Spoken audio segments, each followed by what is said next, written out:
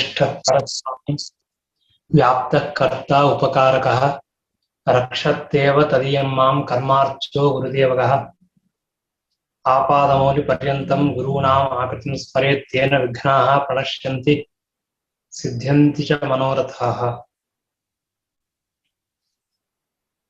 ಶ್ರೀಮದಾಚಾರ್ಯರು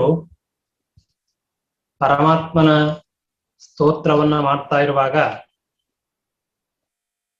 ವಶೀ ವಶೇ ನ ಕಸ್ಯಾಪಿ ಯೋಜಿತೋ ವಿಜಿತಾಖಿಲಃ ಸರ್ವಕರ್ತ ನ ಕ್ರಿಯತೆ ತಂ ನಮಾಮಿ ರಮಾಪತಿಂ ಎಂಬುದಾಗಿ ಸ್ತೋತ್ರ ಮಾಡ್ತಾ ಇದ್ದಾರೆ. ಅಲ್ಲಿ ಇದು 2ನೇ ಅಧ್ಯಾಯದ 5ನೇ ಶ್ಲೋಕ. ಸರ್ವಕರ್ತ ನ ಕ್ರಿಯತೆ ತಂ ನಮಾಮಿ ರಮಾಪತಿಂ ಎಂಬ ಆ ವಾಕ್ಯದ ಅರ್ಥವನ್ನು ನಾವು ತಿಳ್ಕೊಳ್ತಾ ಇದ್ದೇವೆ. ಪರಮಾತ್ಮನೇ ಸರ್ವಕರ್ತ, ಎಲ್ಲ ಕಾರ್ಯವನ್ನು ಮಾಡುವನು. ಅಂದರೆ ಜೀವರಾಶಿಗಳಲ್ಲಿದ್ದು ಅವರಿಂದ ನಾನಾ ವಿಧವಾದ ಕಾರ್ಯವನ್ನು ಮಾಡಿಸುವನು ಪರಮಾತ್ಮ. ಅಷ್ಟೇ ಅಲ್ಲ, ಜಡವಾಗಿರುವಂತಹ ವಸ್ತುಗಳಲ್ಲಿಯೂ ಪರಮಾತ್ಮ ತಾನಿದ್ದು ಆ ಜಡವಾಗಿರತಕ್ಕಂತಹ ವಸ್ತುಗಳಲ್ಲಿ ಯಾವ ವಿಧವಾದ ಕಾರ್ಯವಾಗಬೇಕೋ ಆ ಎಲ್ಲ ಕಾರ್ಯವನ್ನು ಮಾಡಿಸುವನು ಪರಮಾತ್ಮ. ಅದಕ್ಕೆ ಆ ವಿಧವಾಗಿರುವಂತಹ ಶಕ್ತಿ ಹಾಗೂ ಅಲ್ಲಿ ನಡೆಯುವಂತಹ ಬೇರೆ ಬೇರೆ ಕಾರ್ಯಗಳು ಅದೆಲ್ಲವನ್ನೂ ಕೂಡ ಪರಮಾತ್ಮನೇ ಮಾಡಿಸುತ್ತಾನೆ. ಆದ್ದರಿಂದಾಗಿ ಸರ್ವಕರ್ತ. ಚೇತನ ಅಚೇತನಾತ್ಮಕವಾಗಿರತಕ್ಕಂತಹ ಸಮಸ್ತ ಪ್ರಪಂಚ ಯಾವ ಪರಮಾತ್ಮನ ಪ್ರೇರಿತವಾಗಿ ನಡೀತದೆ. ಆದರೆ ನ ಕ್ರಿಯತೆ, ಭಗವಂತನಿಯ ಪ್ರೇರಕರಾದವರು ಇನ್ನೊಬ್ಬರಿಲ್ಲ. ತಂ ನಮಾಮಿ ರಮಾಪತಿಂ. ನ ಕ್ರಿಯತೆ ಅಂತಂದ್ರೆ ಎಲ್ಲ ವಸ್ತುವನ್ನು ಭಗವಂತ ಸೃಷ್ಟಿ ಮಾಡ್ತಾನೆ. ಆದರೆ ಭಗವಂತನಿಗೆ ಸೃಷ್ಟಿಕರ್ತೃವಾಗಿರತಕ್ಕಂತಹ ವ್ಯಕ್ತಿ ಇನ್ನೊಬ್ಬರಿಲ್ಲ. ಅಂತಹ ರಮಾಪತಿಂ ತಂ ನಮಾಮಿ, ಆ ಭಗವಂತನಿಗೆ, ರಮಾಪತಿ ಲಕ್ಷ್ಮೀಪತಿಯಾಗಿರ್ತಕ್ಕಂತಹ ನಾರಾಯಣನಿಗೆ ನಮಸ್ಕಾರಗಳು ಎಂಬುದಾಗಿ ಶ್ರೀಮದಾಚಾರ್ಯರು ಇಲ್ಲಿ ತಿಳಿಸ್ತಾ ಇದ್ದಾರೆ. ಭಗವಂತ ಸರ್ವಕರ್ತೃ, ಆದರೆ ಪರಮಾತ್ಮನ ಪ್ರೇರಕ ಯಾರೂ ಇಲ್ಲ. ಯಾಕೆ 2 ಮಾತನ್ನು ಹೇಳಬೇಕಾಗ್ತದೆ ಅಂತಂದ್ರೆ, ಅನೇಕ ಬಾರಿ ಅನೇಕ ಜನರು ಕಾರ್ಯವನ್ನು ಮಾಡಿದರೂ ಅವರಿಗೂ ಪ್ರೇರಕರಾಗಿರತಕ್ಕಂತಹ ವ್ಯಕ್ತಿ ಇನ್ನೊಬ್ಬನಿರ್ತಾನೆ. ಆ ಉತ್ತಮನಾದ ಶ್ರೇಷ್ಠನಾದ ಯಾವ ಅಧಿಕಾರಿ ಇದ್ದಾನೋ ಅವನಿಂದ ಪ್ರೇರಿತನಾಗಿ ಈ ವ್ಯಕ್ತಿ ತಾನು ಕೆಲಸವನ್ನು ಮಾಡ್ತಾನೆ. ಹೀಗಾಗಿ ನಾನೊಂದು ಕೆಲಸ ಮಾಡ್ತೇನೆ ಅಂತಂದ ಮಾತ್ರಕ್ಕೆ ಎಲ್ಲವೂ ನನ್ನ ಅಧೀನ ಅಂತ ಆಗೋದಿಲ್ಲ, ಅಥವಾ ನಾನೇ ಸ್ವತಂತ್ರವಾಗಿ ಮಾಡ್ತೀನಿ ಅಂತ ಆಗೋದಿಲ್ಲ. ಇವಾಗ ನಾವು ಒಂದು ಕಂಪನಿಯಲ್ಲಿ ಕೆಲಸ ಮಾಡ್ತೇವೆ, ಬೇರೆ ಬೇರೆ ಸ್ಥಳಗಳಲ್ಲಿ ಕೆಲಸವನ್ನು ಮಾಡ್ತೇವೆ ಅಂತಂದ್ರೆ ಅದು ನಾವು ನಮ್ಮ ಬುದ್ಧಿಶಕ್ತಿಯನ್ನ ಕಾರ್ಯವನ್ನ ಉಪಯೋಗ ಮಾಡಿಕೊಂಡು ಮಾಡ್ತೇವೆ. ಆದರೆ ಅದರಲ್ಲಿ ಸ್ವಾತಂತ್ರ್ಯ ನಮಗಿಲ್ಲ. ನಮ್ಮ ಯಜಮಾನ, ಆ ಅಧಿಕಾರಿ, ಆ ಕಂಪನಿ ಅಥವಾ ಅಲ್ಲಿ ಏನೋ ಒಂದು ವ್ಯವಸ್ಥೆ ಇದೆ, ಇದು ನನಗೆ ಮಾಡಿಕೊಡ್ಬೇಕು ಅಂತ ಹೇಳ್ತಾರೆ, ಆ ರೀತಿಯಾಗಿ ನಾವು ಮಾಡ್ಬೇಕು. ನನ್ನ ಮನಸ್ಸಿಗೆ ಬಂದಂತೆ ಮಾಡ್ಲಿಕ್ಕೆ ಆಗತ್ತಾ? ಆಗೋದಿಲ್ಲ. ಇನ್ನೊಬ್ಬರು ಹೇಳಿದಂತೆ, ನನ್ನ ಮೇಲಿನ ಅಧಿಕಾರಿ, ನನಗೆ ಕೆಲಸವನ್ನು ಕೊಟ್ಟಿರುವಂತಹ ವ್ಯಕ್ತಿ ಯಾವ ಕಾರ್ಯವನ್ನು ಮಾಡುವಂತ ನನಗೆ ಹೇಳಿದ್ದಾನೆಯೋ ಆ ಕಾರ್ಯವನ್ನು ನಾನು ಮಾಡಬೇಕು. ಅದು ಬಿಟ್ಟು ಬೇರೆ ಕಾರ್ಯವನ್ನು ಮಾಡಲು ನನಗೆ ಸಾಮರ್ಥ್ಯವಿದ್ದರೂ ನಾನು ಮಾಡುವುದಿಲ್ಲ. ಯಾಕೆ? ನನಗೆ ಅಧಿಕಾರ ಇಲ್ಲ. ಹಾಗೆ ಪರಮಾತ್ಮನ ಪರಿಸ್ಥಿತಿ ಇಲ್ಲ. ದೇವರು ತನ್ನ ಇಚ್ಛೆಗೆ ಬಂದಂತೆ ತಾನು ಯಾವ ವಿಧವಾದ ಎಲ್ಲ ಕಾರ್ಯಗಳನ್ನು ಮಾಡಬಹುದು. ದೇವರಿಗೆ ತಡೆಯೋರು ಯಾರೂ ಇಲ್ಲ. ಭಗವಂತನಿಗೆ ಯಾವ ವ್ಯಕ್ತಿಯು ನೀ ಈ ರೀತಿಯಾಗಿ ಮಾಡಬೇಡ, ಇದನ್ನ ಮಾಡಬೇಕು ಅಂತ ನಿಯಾಮಕರು ಯಾರೂ ಭಗವಂತನಿಗೆ ಇಲ್ಲ. ಆದರೆ ಹಾಗಾದ್ರೆ ಭಗವಂತ ತನ್ನ ಇಚ್ಛೆಯ ಪ್ರಕಾರ ಎಲ್ಲ ಮಾಡ್ಬಿಡ್ತಾನೇನು? ಹೌದು, ತನ್ನ ಇಚ್ಛೆಯ ಪ್ರಕಾರನೇ ಮಾಡ್ತಾನೆ. ಅಂದ್ರೆ ಈ ನಮ್ಮ ಲೌಕಿಕ ವ್ಯವಹಾರದಲ್ಲಿ ಒಂದು ನಾವು ಮಾತಾಡ್ತೇವೆ, ಮನಸ್ಸಿಗೆ ಬಂದಾಗ ಮಾಡ್ತಾನೆ, ಮನಸ್ಸಿಗೆ ಬಂದ ಹಾಗೆ ಮಾಡ್ತಾನೆ ಅಂತ ಅಭಿಪ್ರಾಯ ಏನು ಅಂತಂದ್ರೆ ನಿಯಮ ನಿರ್ಬಂಧಗಳಿಲ್ಲದೆ ಮಾಡ್ತಾನೆ ಅಂತ ಅರ್ಥವಾಗುತ್ತೆ. ಆದ್ರೆ ದೇವರ ವಿಷಯದಲ್ಲಿ ಮಾತ್ರ ಹಾಗಲ್ಲ. ದೇವರ ಸ್ವತಂತ್ರ, ತನ್ನ ಇಚ್ಛೆಗೆ ಬಂದಂತೆ ತಾನು ಮಾಡ್ತಾನೆ, ಅದು ಸರ್ವತಾ ಸಂದೇಹ ಇಲ್ಲ. ಆದ್ರೆ ವೇದ ಪುರಾಣ ಸ್ಮೃತಿಗಳಲ್ಲಿ ಹೇಳಿದ ಯಾವ ನಿಯಮಗಳಿದೆ ಅದಕ್ಕೆ ಅನುಗುಣವಾಗಿಯೇ ಭಗವಂತ ತಾನು ಕಾರ್ಯವನ್ನು ಮಾಡ್ತಾನೆ, ಅದಕ್ಕೆ ಅನುಗುಣವಾಗಿಯೇ ತಾನು ಎಲ್ಲ ವ್ಯವಹಾರ ಮಾಡ್ತೇನೆ ಹೊರತಾಗಿ ಅದಕ್ಕೆ ವಿಪರೀತವಾಗಿ ಮಾಡೋದಿಲ್ಲ. ಉದಾಹರಣೆಗೆ ಹೇಳಬೇಕು ಅಂತಂದ್ರೆ, ಈಗ ನಮಗೆ ಶಾಸ್ತ್ರಗಳೆಲ್ಲ ಏನ್ ಹೇಳ್ತಾರೆ, ಸತ್ಯವನ್ನು ಮಾತನಾಡಿ ನೀವು ಒಳ್ಳೇದಾಗತ್ತೆ, ಇನ್ಯಾವುದೋ ಸತ್ಕರ್ಮ ಅನುಷ್ಠಾನ ಮಾಡಿ ಒಳ್ಳೆ ಫಲ ಸಿಗುತ್ತೆ ಅಂತ ಹೇಳ್ತಾರೆ. ಹೇಳಿದ್ಯಾರು? ವೇದ. ನಾನು ಸತ್ಯ ಮಾತನಾಡಿದೆ, ದಾನವನ್ನು ಕೊಟ್ಟೆ, ಪ್ರದಕ್ಷಿಣೆ ಮಾಡಿದೆ, ನಮಸ್ಕಾರ ಮಾಡಿದೆ, ಯಜ್ಞವನ್ನು ಮಾಡಿದೆ. ಮಾಡಿದಾಗ ಅದರಿಂದ ಬರಬಹುದಾಗಿರ್ತಕ್ಕಂತಹ ಏನು ಫಲ ಇತ್ತು, ಏನ್ ಬರಬೇಕಾಗಿತ್ತು? ಸ್ವರ್ಗ ಬರ್ಬೇಕು ನನಗೆ, ಅಥವಾ ಐಶ್ವರ್ಯ ಬರಬೇಕು, ಒಳ್ಳೆಯ ಲೋಕಗಳಾಗಬೇಕು. ಆದ್ರೆ ಪರಮಾತ್ಮ ಹಾಗೆ ಮಾಡೋದಿಲ್ಲ. ನೀನೇನೇ ಮಾಡು, ನಾನು ನರಕಕ್ಕೆ ಹಾಕ್ತೀನಿ ಅಂತ ಹೇಳಿದ್ರೆ ದೇವರಿಗೆ ಕೇಳೋರು ಯಾರಿದ್ದಾರೆ? ಯಾರು ಇಲ್ಲ. ಆಯ್ತು, ನೀನು ಸಂಧ್ಯಾವನ ಮಾಡು, ಪೂಜೆ ಮಾಡು, ಸತ್ಯವನ್ನೇ ಮಾತನಾಡು, ಏನು ಮಾಡಿದ್ರು ಕೂಡ ನನಗೆ ನಿನ್ನ ಮೇಲೆ ಪ್ರೀತಿ ಇಲ್ಲ, ಆದ್ರಿಂದ ನಾನು ನರಕಕ್ಕೆ ಹಾಕ್ತೀನಿ ಅಂತ ದೇವರು ಹೇಳೋದಿಲ್ಲ. ದೇವರು ಸ್ವತಂತ್ರ, ನಿಜ. ಸ್ವತಂತ್ರನಾದ ಮಾತ್ರಕ್ಕೆ ತನ್ನ ಮಾತನ್ನು ಮೀರಿ ಭಗವಂತ ನಡೆಯುವುದಿಲ್ಲ. ಭಗವಂತ ಏನು ಮಾತು ಕೊಟ್ಟಿದ್ದಾನೆ, ವೇದದಲ್ಲಿ ಏನು ಹೇಳಿದ್ದಾರೆಯೋ ಅದರಂತೆ ನಾನು ನಡೀತೇನೆ ಅಂತ ದೇವರದೇ ಸಂಕಲ್ಪ. ಅದನ್ನು ಅವನಿಗೆ ಯಾರು ಮತ್ತೆ ಕಟ್ಟಿ ಹಾಕಿಲ್ಲ. ಭಗವಂತನೇ ಆ ರೀತಿಯ ಸಂಕಲ್ಪ ಮಾಡಿದ್ದಾನೆ. ಅದಕ್ಕಾಗಿ ತನ್ನ ಸಂಕಲ್ಪಕ್ಕೆ ಅನುಗುಣವಾಗಿ ಪರಮಾತ್ಮ ಏನ್ ಮಾಡ್ತಾನೆ, ವೇದಗಳಲ್ಲಿ ಹೇಳಿದ ಕಾರ್ಯವನ್ನು ನೀವು ಮಾಡಿದ್ರೆ ಒಳ್ಳೆ ಫಲ ಕೊಡ್ತಾನೆ, ಮಾಡಿಲ್ಲ ಅಂದ್ರೆ ಅದಕ್ಕೆ ಅನುಗುಣವಾಗಿ ನಿಮಗೆ ದುಃಖಾದಿಗಳನ್ನು ಕೊಡ್ತಾನೆ. ಅಷ್ಟೇ. ಅಂದ ಮಾತ್ರಕ್ಕೆ ಪರಮಾತ್ಮ ಅಸ್ವತಂತ್ರ ಅಂತ ಆಗೋದಿಲ್ಲ. ತಾನೇ ಮಾಡಿಕೊಂಡ ನಿಯಮಕ್ಕೆ ತಾನು ಬದ್ಧನಾದರೆ ಅವನನ್ನು ಅಸ್ವತಂತ್ರ ಅಂತ ಕರೆಯೋದಿಲ್ಲ ಯಾರು. ಸರ್ವಕರ್ತ ನ ಕ್ರಿಯತೆ ತಂ ನಮಾಮಿ ರಮಾಪತಿ. ಎಲ್ಲವನ್ನೂ ಮಾಡ್ತಾನೆ, ಎಲ್ಲರಿಗೂ ಪ್ರೇರಕನಾಗಿದ್ದಾನೆ.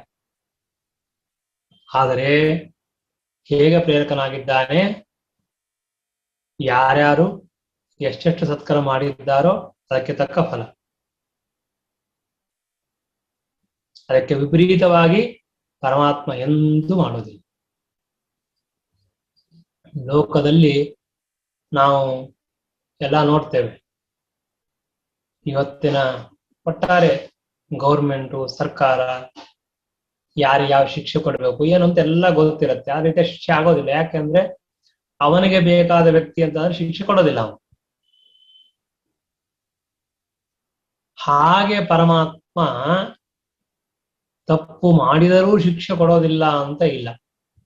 ಯಾವುದೇ ವ್ಯಕ್ತಿ ತಪ್ಪು ಮಾಡಿದರೂ ಆ ತಪ್ಪಿಗೆ ಯೋಗ್ಯವಾದ ಶಿಕ್ಷೆ ಕೊಡ್ತಾನೆ. ಎಷ್ಟೆಷ್ಟು ತಪ್ಪು ಹೆಚ್ಚೋ ಅಷ್ಟು ಹೆಚ್ಚು ಕೊಡ್ತಾನೆ, ಕಡಿಮೆ ಮಾಡಿದ್ರೆ ಕಡಿಮೆ ಶಿಕ್ಷೆಯನ್ನು ಕೊಡ್ತಾನೆ. ಹೀಗಾಗಿ ಪರಮಾತ್ಮನ ಒಂದು ವ್ಯವಸ್ಥೆಯಲ್ಲಿ ಯಾರಿಗೂ ಅನ್ಯಾಯವಾಗುವಂತಹ ಒಂದು ಪ್ರಸಂಗ ಇಲ್ಲ. ನಾನು ಇಂತಹ ಒಳ್ಳೆಯ ಕೆಲಸ ಮಾಡಿದೆ, ನನಗೆ ಒಳ್ಳೆಯ ಫಲ ಸಿಗಲಿಲ್ಲ, ಅಥವಾ ಅವನು ಕೆಟ್ಟ ಕೆಲಸ ಮಾಡಿದ ಆದ್ರೂ ಅವನು ಒಳ್ಳೇದಾಯ್ತು ಅಂತ ಅನ್ನೋ ಪ್ರಸಂಗ ಯಾವ ಕಾಲಕ್ಕೂ ಭಗವಂತನ ಈ ವ್ಯವಸ್ಥೆಯಲ್ಲಿ ಸರ್ವಥಾ ಇಲ್ಲ. ನಮಗೆ ನೋಡ್ಲಿಕ್ಕೆ ಹಾಗೆ ಅನಿಸ್ತದೆ. ಕೆಲವರು ಅನ್ಯಾಯವನ್ನೇ ಮಾಡ್ತಿರ್ತಾರೆ. ಎಷ್ಟು ಆರಾಮಿರ್ತಾರೋ ಅಷ್ಟು ಆರಾಮಿರ್ತಾರೆ. ಇವಾಗ ಮಹಾಭಾರತ ರಾಮಾಯಣ ಎಲ್ಲ ನಾವು ನೋಡಿದ್ರೆ ನಮ್ಗೆ ಅನಿಸ್ತದೆ, ದುರ್ಯೋಧನ ಎಷ್ಟು ಮಾಡಬಾರದು ಎಲ್ಲ ಅನ್ಯಾಯ ಮಾಡಿದ, ಇಡೀ ಜೀವನ ಎಷ್ಟು ಆರಾಮಾಗಿದ್ದ ಅಂತ ತೋರ್ತದೆ. ಆದ್ರೆ ವಾಸ್ತವಿಕವಾಗಿ ಆರಾಮಾಗಿದ್ದದ್ದು ಯಾರು? ಪಾಂಡವರ ಅಥವಾ ದುರ್ಯೋಧನ ಅಂತ ನೋಡಿದ್ರೆ ಪಾಂಡವರೇ. ಯಾಕೆ ಅಂದ್ರೆ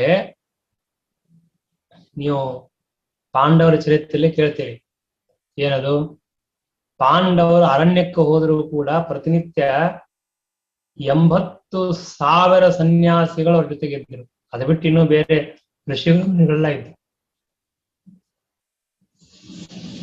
ಅಷ್ಟೆಲ್ಲ ಜನರಿಗೆ ಪ್ರತಿನಿತ್ಯ ಸಮಗ್ರ ಭಕ್ಷ್ಯವಾಗಿ ಒಳ್ಳೆಯ ರೀತಿಯಿಂದ ಭೋಜನ, ಅವ್ರಿಗೆ ಒಳ್ಳೆಯ ಸ್ವಾಗತ, ಒಳ್ಳೆಯ ಸತ್ಕಾರ ಎಲ್ಲ ನಡೀತಾ ಇತ್ತು. ದುರ್ಯೋಧನಿಗೆ ಇಂತಹ ದೊಡ್ಡ ರಾಜ್ಯವನ್ನ ಮೋಸದಿಂದ ಕಸ್ಕೊಂಡ,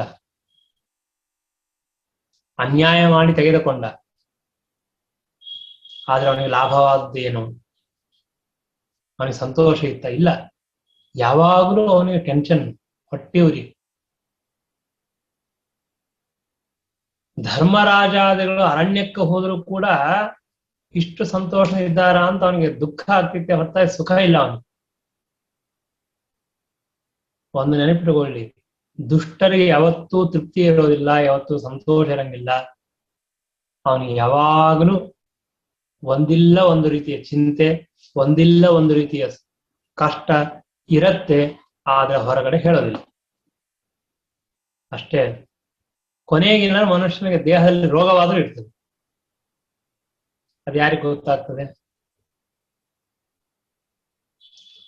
ಕೋಟಿ ಕೋಟಿ ಹಣ ಇರಬಹುದು, ಕೋಟಿ ಕೋಟಿ ಬೆಲೆ ಬಾಳುವ ಬಂಗಾರ ವಜ್ರ ಮುತ್ತುರತ್ನ ಇರಬಹುದು, ಅಧಿಕಾರ ಇರಬಹುದು, ಆದರೆ ಮನುಷ್ಯ ಅವನ ತೃಪ್ತಿ ಸಂತೋಷ ಅನ್ನೋದೇ ಬೇರೆ ಇದೆ. ಆ ತೃಪ್ತಿ ಸಂತೋಷದ ಜೀವನದ ಅಭಿಪ್ರಾಯವನ್ನ ಯಾರಿಗೂ ಹೇಳಿಕ್ ಸಾಧ್ಯ ಇಲ್ಲ. ಹೀಗಾಗಿ ಐಶ್ವರ್ಯ ಇದು ಮನುಷ್ಯನ ಒಂದು ಸಂತೋಷಕ್ಕೆ ಕಾರಣ ಆಗೋದಿಲ್ಲ. ಯಾವಾಗಲೂ ಕೂಡ ನಿನ್ನ ಒಬ್ಬ ವ್ಯಕ್ತಿ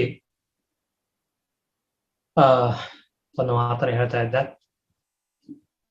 ತುಂಬಾ ಪ್ರಸಿದ್ಧರಾದವನು. ಅವನು ಸಣ್ಣ ಹಳ್ಳಿಯಿಂದ ದೊಡ್ಡ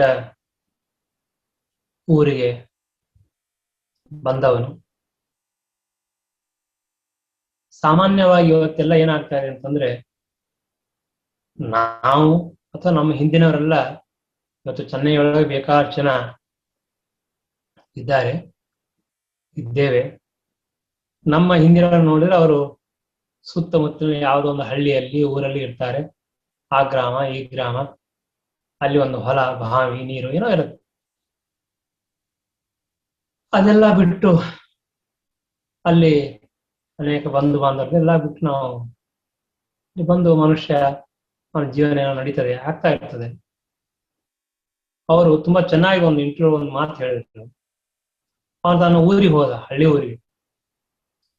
ದೊಡ್ಡ ಶ್ರೀಮಂತ, ಬೆಂಗಳೂರಲ್ಲಿ ಬೇಕಾದಷ್ಟು ಮನೆ, ಬಾಗಿಲು, ಕಾರು ಎಲ್ಲ ಇತ್ತು. ಬೇಕಾದಷ್ಟು ಕಡೆ ಸಂಚಾರ ಮಾಡೋದೆಲ್ಲ ನಡೀತಾ ಇತ್ತು. ಒಬ್ಬ ವಯಸ್ಸಾಗಿರ್ತಕ್ಕಂತಹ ವೃದ್ಧಳಾದ ಸ್ತ್ರೀ ಮುದುಕಿಯನ್ನ ಕೇಳಿದ. ಅವನಿಗೇನು ಅಂದ್ರೆ, ನಾನು ದೊಡ್ಡ ಶ್ರೀಮಂತನಾಗಿದ್ದೀನಿ, ಎಷ್ಟು ಚೆನ್ನಾಗಿದ್ದೀನಿ, ಪಾಪ ಇವರೆಲ್ಲ ಹೇಗಿದ್ದಾರೆ ಅಂತ ಅನ್ನೋ ಒಂದು ಅಭಿಪ್ರಾಯದಿಂದ, ಚೆನ್ನಾಗಿದ್ದೀರಾ? ಅವಳು ಹೇಳಿದ್ರೆ, ನಾನು ಚೆನ್ನಾಗಿದ್ದೀನಿ, ಬಹಳ ಆರಾಮಿದ್ದೀನಿ. ಇವನಿಗೆ ಸ್ವಲ್ಪ ಅಸಮಾಧಾನ. ಯಾಕೆಂದ್ರೆ ನಾನು ಇಷ್ಟು ದೊಡ್ಡ ಶ್ರೀಮಂತನಾಗಿ ಚೆನ್ನಾಗಿರೋದು ನೋಡಿಬಿಟ್ಟು ಇವನೇನೋ ಹೇಳ್ತಾಳೆ ನಾನು ಆರಾಮಿದ್ದೀನಿ ಅಂತ ಹೇಳಿ ಹೇಗೆ ಸಾಧ್ಯ? ಅದಕ್ಕೆ ಇಲ್ಲ, ಮತ್ತೆ ನಿಮ್ಗೆಲ್ಲ ಈ ಮನೆ ಮತ್ತೆ ಅದು ಊಟ ಎಲ್ಲ ತುಂಬಾ ಶ್ರಮ, ನಮಗೆಲ್ಲ ಆರಾಮ. ಸರಿ. ಅವಳು ಒಂದೇ ಒಂದು ಮಾತು ಕೇಳೋದಕ್ಕೆ ಇವನಿಗೆ ಶಾಕ್ ಆಯ್ತು. ನೋಡು, ನೀನು ಬೆಳಗ್ಗೆ ಹೊತ್ತು ಊಟ ಮಾಡೋದೆ, ನಾನು ಊಟ ಮಾಡ್ತೀನಿ, ನೀನು ರಾತ್ರಿ ಊಟ ಮಾಡ್ತೀನಿ, ನಾನು ಊಟ ಮಾಡ್ತೀನಿ. ಒಂದೊತ್ತು ಊಟ ಮಾಡುವುದಕ್ಕಾಗಿ ನಾನು ನನ್ನ ಊರನ್ನು ಬಿಟ್ಟು ಹೋಗ್ಲಿಲ್ಲ. ನೀನು ಊರೂರು ಸುತ್ತಾಡ್ತೀಯ, ಬೆಳಿಗ್ಗೆ ರಾತ್ರಿ ಅನ್ನೋದಿಲ್ಲ, ಬಂಧು ಬಾಂಧವರಿಲ್ಲ. ಇಲ್ಲಿ ನೋಡು, ನನ್ನ ಜೊತೆಗೆ ಎಲ್ಲ ಇದ್ದಾರೆ, ನನ್ನ ಮಿತ್ರರು, ಪರಿವಾರದವರು ಎಲ್ಲರೂ ಇದ್ದಾರೆ. ಅವ್ರ ಜೊತೆಗೆ ನಾನು ಪ್ರತಿನಿತ್ಯ ಮಾತಾಡಿಸ್ತೇನೆ, ಹೋಗ್ತೇನೆ, ಕೂಡ್ತೇನೆ. ಇದೆಲ್ಲ ನಿನಗೆ ಎಲ್ಲಿದೆ? ಆದ್ದರಿಂದ ನಾನು ಆರಾಮಾಗಿದ್ದೀನಿ. ನಿಜವಾಗಿಯೂ ಇವತ್ತಿನ ಜೀವನದ ಕಾನ್ಸೆಪ್ಟ್ ತುಂಬಾ ಕಷ್ಟವಾಗಿದೆ. ನಿಮ್ಗೆಲ್ಲ ಬಹಳ ಶ್ರಮ ಇರುತ್ತೆ. ನನಗೇನು ಶ್ರಮ? ನಾನೇನು ಚೆನ್ನಾಗಿದ್ದೆ. ಯಾಕೆ ಅಂತಂದ್ರೆ ನೋಡ್ರಿ, ನಾವು ದಿನಾಗ್ಲೂ ಒಂದು 20-30 ಕೊಡ ನೀರ್ ತಗೊಂಡ್ಬರ್ತೀವಿ ನದಿಯಿಂದ. ಆಮೇಲೆ ಬಟ್ಟೆ ಹೋಗ್ಕೊಂಡ್ ಬರ್ತೀವಿ, ಅಡಿಗೆ ಮಾಡ್ಕೊಳ್ತೀವಿ ನಾವೇ ಜೋಡಿಸ್ಕೊಂಡು. ಹಳ್ಳಿ ಊರಿನ ಎಲ್ಲ ವ್ಯವಸ್ಥೆ ಬಹಳ ಚೆನ್ನಾಗಿದೆ. ಮನುಷ್ಯ ತನ್ನ ಜೀವನವನ್ನ ಯಾವ ರೀತಿಯ ವಿಚಾರ ಮಾಡ್ತಾನೆ ಅನ್ನೋದು ಅದರ ಬಗ್ಗೆ ಆ ತರಹ ಸುಖ ಇದೆ, ಆ ತರಹದ ಜೀವನ ಇರುತ್ತೆ. ಇವತ್ತಿನ ಕಾನ್ಸೆಪ್ಟ್ ಏನು ಅಂತಂದ್ರೆ, ನಾವೇನಾದ್ರೂ ಕೆಲಸ ಮಾಡಿಬಿಟ್ರೆ ನಾವು ಸಣ್ಣವರಾಗ್ಬಿಡ್ತೀವಿ ಅಂತ. ಇನ್ನೊಬ್ರಿಗಾಗಲ್ಲ, ನಮ್ಮ ಸಲುವಾಗೇನೆ, ನಮ್ಮ ಸಲುವಾಗಿಯೂ ನಾವು ಮಾಡ್ಕೊಳಕ್ಕಿಲ್ಲ. ಎಂತ ವಿಚಿತ್ರವಾದ ಕಾಲ ಇದೆ. ಇನ್ನೊಬ್ರು ಮಾಡಿದ್ರೆ ನಾನು ದೊಡ್ಡ ವ್ಯಕ್ತಿ. ಹೇಗೆ ಸಾಧ್ಯ ಅದು? ಇವತ್ತಿನ ಕಾಲಕ್ಕೆ ಮೊನ್ನೆ ಇನ್ನೊಬ್ರು ಹೇಳ್ತಾ ಇದ್ರು, ಯಾಕೆ ಮನುಷ್ಯ ಹಣ ಜಾಸ್ತಿ ಬೇಕಾಗ್ತಾ ಇದೆ? ಮನೆಯಲ್ಲಿ ಮನೆಯವರು ಮಾಡಬೇಕಾದ ಕೆಲಸ ಎಲ್ಲ ಇನ್ನೊಬ್ರು ಮಾಡಿದ್ರೆ ಅದಕ್ಕೆಲ್ಲ ಹಣ ಕೊಡ್ಬೇಕು. ಎಲ್ಲಿ ಬರ್ಬೇಕದು? ಹಣ ಹೆಚ್ಚಾಗ್ಬೇಕಾಯ್ತು. ಎಲ್ಲ ಕೆಲಸ ನಾವೇ ಮಾಡಿಬಿಟ್ರೆ ಯಾರಿಗೂ ಹಣ ಕೊಡ್ಬೇಕಂತ ದೊಡ್ಡ ಲಿಸ್ಟ್ ಹಾಕಿದ್ದ ಅವನು, ಯಾರ್ಯಾರಿಗೆ ಎಷ್ಟೆಷ್ಟು ಹಣ ಕೊಡ್ತೀರಿ ಅಂತ. ಎಷ್ಟು ಹಣ ಉಳಿತದೆ? ಒಬ್ರು ತಾನೇ ಮನೆಯಲ್ಲಿ ಕೆಲಸ ಮಾಡಿದ್ರೆ ಎಷ್ಟು ಉಳಿತದೆ, ನಾವು ಮಾಡದೇ ಇದ್ದಾಗ ಎಷ್ಟು ಹೆಚ್ಚು ಹೋಗ್ತದೆ. ಬಟ್ಟೆ ಅವರಿಗೆ, ಆಮೇಲೆ ಕ್ಲೀನಿಂಗ್ ಅಂತ ಹೇಳಿ, ಅದಕ್ಕಂತ ಇದಕ್ಕಂತ ಏನೋ ಮಾಡಿ 30,000 ಅಲ್ಲೇ ಹಾಕಿಬಿಟ್ರೆ ಮತ್ತೊಂದಕ್ಕೆ ಎಲ್ಲ ಹಣ ಹೋಯ್ತು. ಕೊನೆ ನಾನು ಊಟಕ್ಕಿಲ್ಲ. ಇದೆಲ್ಲ ಯಾಕೆ ಹೇಳ್ತಾ ಇದ್ದೇವೆ ಅಂತಂದ್ರೆ, ಪರಮಾತ್ಮ ಎಂದೂ ನಮಗೆ ಮೋಸ ಮಾಡೋದಿಲ್ಲ. ನಾವು ಸರಿಯಾಗಿರತಕ್ಕಂತಹ ಒಂದು ಕಾರ್ಯವನ್ನು ಮಾಡಿದ್ರೆ ನಿಶ್ಚಿತವಾಗಿಯೂ ಅದಕ್ಕೆ ತಕ್ಕ ಫಲವನ್ನು ಭಗವಂತ ಕೊಟ್ಟೇ ಕೊಡ್ತಾನೆ, ನಿಶ್ಚಿತವಾಗಿ ಕೊಡ್ತಾನೆ. ಇವತ್ತಿನ ಯಾವ ಸಮಾಜಕ್ಕೆ ಹೋಗಿ ಏನ್ ಹೇಳ್ಬೇಕೋ ಗೊತ್ತಿಲ್ಲ, ಆದರೆ ಸಂತೋಷ ಮಾತ್ರ ಹಣದಲ್ಲಿ ಇಲ್ಲ. ಸಂತೋಷ ಕಾರು, ಮನೆ, ಬಂಗ್ಲೆಗಳಲ್ಲಿ ಇಲ್ಲ. ಸಂತೋಷ ಇರೋದು ಮನಸ್ಸಿನಲ್ಲಿ. ಇನ್ನೊಬ್ಬರನ್ನ ಪ್ರೀತಿ ಮಾಡಿದರೆ, ಆದರ ಮಾಡಿದರೆ, ಸಂತೋಷ ಪಡಿಸಿದರೆ ಅದರಲ್ಲಿ ಸಂತೋಷ ಇದೆ. ಇವತ್ತಿನ ಜನಾಂಗಕ್ಕೆ ಅದು ಅರ್ಥವೇ ಆಗ್ತಾ ಇಲ್ಲ. ಬಹಳ ಬಹಳ ಆಶ್ಚರ್ಯ, ತುಂಬಾ ಒಂದು ಕಷ್ಟಕರವಾದ ಕಾಲ ಇವಾಗಿದೆ. ಇವತ್ತು ಯಾವ ನ್ಯೂಸ್ಗಳನ್ನು ನೋಡಬಾರದು. ನೋಡಿದ್ರೆ ಮನಸ್ಸಿಗೆ ತುಂಬಾ ಬೇಸರವಾಗುತ್ತೆ. ನಾನು ಸಹಜವಾಗಿ ಯಾವುದೋ ತೆಗೆಯುವ ನೋಡಿದೆ, ಯಾವಳೋ ಒಬ್ಬಳು ಚಿಕ್ಕ ಹುಡುಗಿ, ಆ ಹುಡುಗಿ ಅಂದ್ರೆ 16-18 ವರ್ಷ ಇರಬಹುದು, ಫೋಟೋ ಹಾಕಿದ್ರು. ಹೊಟ್ಟೆ ತುಂಬಾ ನೋಯ್ತಾ ಇದೆ ಅನ್ನೋದಕ್ಕೋಸ್ಕರವಾಗಿ ಮನೆಯಲ್ಲಿ ತಂದೆ ತಾಯಿಗಳಿಲ್ಲ, ಅದಕ್ಕೆ ಅವಳು ಸುಸೈಡ್ ಮಾಡ್ಕೊಂಡ್ಳು. ನಂಗೆ ಆಶ್ಚರ್ಯವಾಗಿ, ಅಂದ್ರೆ ಜೀವನಕ್ಕೂ ಬೆಲೆ ಇಲ್ಲ. ನಾನು ಬದುಕಿರಬೇಕು ಅಂತನ್ನೋ ಒಂದು ಹಂಬಲವೂ ಈ ಜಗತ್ತಿನಲ್ಲಿ ಹೋಗ್ತಾ ಇದೆ. ತುಂಬಾ ಆಶ್ಚರ್ಯವಾಗ್ತದೆ. ಆದ್ದರಿಂದ ಮೊದಲನೇದಾಗಿ ನಾವು ಒಳ್ಳೆ ರೀತಿ ನಮ್ಮ ಜೀವನ ನಡೆಸಬೇಕು. ಭಗವಂತ ದೊಡ್ಡ ಭಾಗ್ಯ ಕೊಟ್ಟಿದ್ದಾನೆ. ಒಳ್ಳೆಯ ಮನುಷ್ಯ ದೇಹ ಕೊಟ್ಟಿದ್ದಾನೆ, ಬ್ರಾಹ್ಮಣ ದೇಹ ಕೊಟ್ಟಿದ್ದಾನೆ, ವೈಷ್ಣವ ದೇಹ ಕೊಟ್ಟಿದ್ದಾನೆ, ಒಳ್ಳೆಯ ಬುದ್ಧಿ ಕೊಟ್ಟಿದ್ದಾನೆ, ಒಳ್ಳೆಯ ತಂದೆ ತಾಯಿಗಳನ್ನು ಕೊಟ್ಟಿದ್ದಾನೆ. ನಮಗೆಲ್ಲ ಎಂತಹ ದೊಡ್ಡ ಭಾಗ್ಯ. ಒಳ್ಳೆ ತಂದೆ ತಾಯಿಗಳು, ಸುಸಂಸ್ಕೃತರ ತಂದೆ ತಾಯಿಗಳು, ಕುಡುಕರಿಲ್ಲ, ಇನ್ನೇನೋ ದುಶ್ಚಟಗಳಿಲ್ಲ. ಅವರಿಗೆಲ್ಲ ನೋಡಿದ್ರೆ ಎಷ್ಟು ಕಷ್ಟ ಇದೆ. ಸುಸಂಸ್ಕೃತರಾದ ತಂದೆ ತಾಯಿಗಳ ಹುಟ್ಟಿ ಬಂದು ನಾವು ಎಷ್ಟು ಸಂತೋಷವಿದ್ದೇವೆ ಅನ್ನೋದು ನಮ್ಗೆ ಅರ್ಥವೇ ಇಲ್ಲ, ಆಗ್ತಾ ಇಲ್ಲ. ಭಗವಂತ ಎಲ್ಲವನ್ನು ಮಾಡ್ತಾನೆ, ಮಾಡಿಸ್ತಾನೆ, ನಾವು ಒಳ್ಳೆಯ ಫಲವನ್ನು ಕೊಡ್ತಾನೆ. ದೇವರಿಗೆ ಏನು ಲಾಭವೇ ಇಲ್ಲ. ನಾವು ಚೆನ್ನಾಗಿ ಮಾತನ್ನು ತಿಳಿಬೇಕು. ಇವತ್ತಿನ ಕಾಲಕ್ಕೆ ಸಂಸ್ಕಾರಗಳು ಹೋಯಿತು. ಸಂಸ್ಕಾರ ಬಿಟ್ಬಿಡಿ, ಸಂಸ್ಕಾರ ಬಹಳ ದೊಡ್ಡ ವಿಷಯ, ಅದು ಅಷ್ಟೆಲ್ಲ ಬೇಕಾಗಿಲ್ಲ. ಜೀವನ ಏನು ಅಂತ ಯಾರಿಗೂ ಪೇಷನ್ಸೇ ಇಲ್ಲ. ಯಾವಾಗಲೂ ರನ್ನಿಂಗ್ ರೇಸ್. 10 ನಿಮಿಷ ಮನುಷ್ಯ ನಿಧಾನವಾಗಿದ್ರೆ ಎಲ್ಲದಕ್ಕೂ ಉತ್ತರ ಸಿಗ್ತದೆ. ಇನ್ನೊಬ್ಬರನ್ನು ನೋಡಬೇಕು, ಇನ್ನೊಬ್ಬರಿಂದ ಒಳ್ಳೆಯ ಗುಣವನ್ನು ಕಲಿಬೇಕು, ಆದರೆ ನಾನು ಅವರಂತೆ ಆಗಬೇಕು ಅಂತ ಅನ್ನೋದು ಯಾವಾಗಲೂ ಅಪೇಕ್ಷೆ ಮಾಡಬಾರ್ದು. ಎಲ್ಲರೂ ಪ್ರೈಮ್ ಮಿನಿಸ್ಟರ್ ಆಗಬೇಕು ಅಂತಂದ್ರೆ ಹೇಗಾಗಲಿ ಸಾಧ್ಯ? ಆಗೋದಿಲ್ಲ. ನಮ್ಮ ಯೋಗ್ಯತೆ, ನಮ್ಮ ಶಕ್ತಿ, ನಮ್ಮ ಸಾಮರ್ಥ್ಯ, ನಮಗೆ ದೇವರು ಕೊಟ್ಟಿರ್ತಕ್ಕಂಥ ಅದೇ ದೊಡ್ಡ ಭಾಗ್ಯ. ನಮಗೆ ಸಾಕಷ್ಟು. ಈ ತೃಪ್ತಿ ಎಲ್ಲಿಯವರೆಗೆ ಇಲ್ಲ, ಅಲ್ಲಿಯವರೆಗೆ ಮನುಷ್ಯನ ಜೀವನ ಸಾರ್ಥಕ ಆಗೋದಿಲ್ಲ. ಭಗವಂತ ಎಲ್ಲರಿಗೂ ಜೀವನ ಕೊಟ್ಟಿದ್ದಾನೆ, ಎಲ್ಲರಿಗೂ ಬದುಕನ್ನು ಕೊಟ್ಟಿದ್ದಾನೆ, ಎಲ್ಲರಿಗೂ ಅವರವರ ಯೋಗ್ಯವಾಗಿರ್ತಕ್ಕಂತಹ ಆಹಾರ ಕೊಟ್ಟಿದ್ದಾನೆ, ಸೌಖ್ಯವನ್ನು ಕೊಟ್ಟಿದ್ದಾನೆ. ಇಂತಹ ಪರಮಾತ್ಮನನ್ನ ಸರ್ವಕರ್ತ ದೇವರಿಗೆ ನಮ್ಮಿಂದ ಏನ್ ಲಾಭ ಇದೆ? ನ ಕ್ರಿಯತೆ. ನಾವು ಏನು ಮಾಡೋದಿಲ್ಲ ದೇವರಿಗೆ. ನೀವೇನು ಮಾಡಿದ್ರೆ ದೇವರಿಗೆ ಉಪಯೋಗ ಇಲ್ಲ. ನೀವೇನು ಮಾಡಿದ್ರೆ ಉಪಯೋಗ ಇಲ್ಲ. ದೇವರಿಗೆ ಏನ್ ಲಾಭ ಇದೆ? ನಾವು ಕೊಟ್ಟ ಹಣ್ಣ, ನಾವು ಕೊಟ್ಟ ನೈವೇದ್ಯವ, ನಾವು ಕೊಟ್ಟ ಬೆಳ್ಳಿ ಬಂಗಾರ ವಜ್ರ ಮುತ್ತು ರತ್ನ ನಾವೇನ್ ಕೊಡ್ತೀವಿ ದೇವರಿಗೆ? ಏನು ಕೊಡ್ಲಿಕ್ಕೆ ಸಾಧ್ಯ ಇಲ್ಲ. ಕೊಟ್ಟರೂ ದೇವರ ಅಪೇಕ್ಷೆಗೆ ತಕ್ಕಂತೆ ಕೊಡ್ಲಿಕ್ಕೆ ಸಾಧ್ಯನ? ದೇವರ ಯೋಗ್ಯತೆ ಇದ್ದಷ್ಟು ಮಾಡ್ಲಿಕ್ಕಾಗತ್ತಾ? ಯಾವ ಕಾಲಕ್ಕೂ ಸಾಧ್ಯ ಇಲ್ಲ. ಹೀಗಾಗಿ ಅಂತಹ ಭಗವಂತ ಎಲ್ಲರಿಗೂ ಪ್ರೇರಕ. ದೇವರಿಗೆ ಪ್ರೇರಕರಾದವರು ಯಾರೂ ಇಲ್ಲ. ಯಾಕೆ ಅದರ ಕಾರಣ ತಮ್ ನಮಾಮಿ ರಮಾಪತಿ. ರಮಾಪತಿ ಲಕ್ಷ್ಮೀಪತಿ. ಲಕ್ಷ್ಮಿ ಯಾವ ಸ್ಥಾನದೊಳಗಿದ್ದಾಳೆ? ದೊಡ್ಡ ಸ್ಥಾನ ಮೇಲೆ ಇದ್ದಾಳೆ. ಅಂತಹ ಲಕ್ಷ್ಮೀ ದೇವಿಗೆ ಪತಿ ನಾರಾಯಣ ಅಂತಂದ ಮೇಲೆ ಆ ಭಗವಂತನ ಪ್ರೇರಕ ಇನ್ನೊಬ್ರು ಯಾರಿರ್ಲಿಕ್ಕೆ ಸಾಧ್ಯ? ನಮಗಿಂತಲ ಸಣ್ಣವರಿದ್ದರೆ ಅವರಿಗೆ ನಾವು ಪ್ರೇರಕರು ಅಂತ ಹೇಳಬಹುದು, ನಿಯಾಮಕರು ಅಂತ ಹೇಳಬಹುದು. ನಮಗಿಂತಲೂ ಉತ್ತಮನಾಗಿರ್ತಕ್ಕಂತಹ ವ್ಯಕ್ತಿಗೆ ನಾವು ಪ್ರೇರಕರು ಆಗಲು ಸಾಧ್ಯ ಇಲ್ಲ, ಅಲ್ಲಿ ನಿಯಾಮಕರು ಆಗಲು ಸಾಧ್ಯ ಇಲ್ಲ, ನಮ್ಮಿಂದ ಅವನಿಗೆ ಯಾವ ಲಾಭವೂ ಇಲ್ಲ.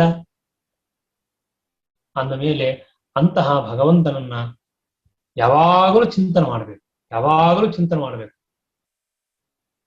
ಇವತ್ತಿನ ಕಾಲಕ್ಕೆ ಎಲ್ಲ ಸಜ್ಜನರ ಮನಸ್ಸಿನಲ್ಲಿ ಮೊಟ್ಟ ಮೊದಲೇ ಬರಬೇಕಾದ್ದು ಭಗವಂತನೇ ಎಲ್ಲವನ್ನು ಮಾಡಿಸ್ತಾನೆ, ಎಲ್ಲರಿಗೂ ಹಿತವನ್ನು ಮಾಡ್ತಾನೆ, ಎಲ್ಲರಿಗೂ ಒಳ್ಳೆಯದನ್ನು ಮಾಡ್ತಾನೆ. ನಾವೆಲ್ಲ ಪರಸ್ಪರವಾಗಿರ್ತಕ್ಕಂತಹ ಸ್ನೇಹ, ಆದರ, ಗೌರವಗಳಿಂದ ಇರಬೇಕು. ಯಾರನ್ನೂ ದ್ವೇಷ ಮಾಡಬಾರದು. ವ್ಯರ್ಥವಾಗಿ ಅಸೂಯ. ಶುದ್ಧವಾದ ಪರಂಪರೆ ನಮ್ದು ವೈಷ್ಣವ ಪರೆ, ಶುದ್ಧವಾಗಿರ್ತಕ್ಕಂತಹ ಪರಂಪರೆ ಇದೆ. ಮಹಾಮಹಾನುಭಾವರು ಗುರುಗಳೆಲ್ಲ ಇದ್ದಾರೆ. ಆ ಎಲ್ಲ ಗುರುಗಳ ಸ್ಮರಣೆಯನ್ನು ಮಾಡ್ತಾ, ಆ ಗುರುಗಳ ಅನುಗ್ರಹವನ್ನು ಪಡೆದು, ದೇವತೆಗಳ ಅನುಗ್ರಹವನ್ನು ಪಡೆದು, ಭಗವಂತನ ಅನುಗ್ರಹವನ್ನು ಪಡೆದು ನಮ್ಮ ಜೀವನವನ್ನ ಸಾರ್ಥಕ ಮಾಡಿಕೊಳ್ಳಬೇಕು. ಆ ಭಗವಂತನ ಸ್ಮರಣೆ ಮಾಡಬೇಕು, ಭಗವಂತನ ಉಪಾಸನೆ ಮಾಡಬೇಕು ಎಂಬ ವಿಚಾರವನ್ನ ಶ್ರೀಮದ್ ಆಚಾರ್ಯ ತಿಳಿಸ್ತಾ ಇದ್ದಾರೆ. ಅಂತಹ ಎಲ್ಲ ಗುರುಗಳ ಅಂತರ್ಯಾಮಿಯಾಗಿರ್ತಕ್ಕಂತಹ ಭಗವಂತ ನಮ್ಮೆಲ್ಲರಿಗೂ ವಿಶೇಷವಾದ ಅನುಗ್ರಹವನ್ನು ಮಾಡಲಿ ಎಂಬುದಾಗಿ ಪ್ರಾರ್ಥನೆ ಮಾಡೋಣ. ಹರೇ ನಮಃ. ಶ್ರೀಕೃಷ್ಣ ಅರ್ಪಣಮಸ್ತು.